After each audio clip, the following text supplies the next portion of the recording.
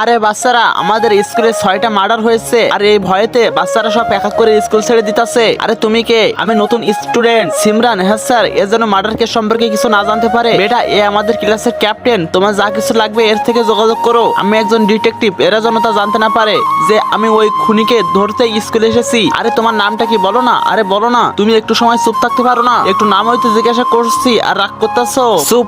আরে দাঁড়াও, কই যাইতেছো? প্রথমে আমাকে এর পিছু ছাড়াতে হবে।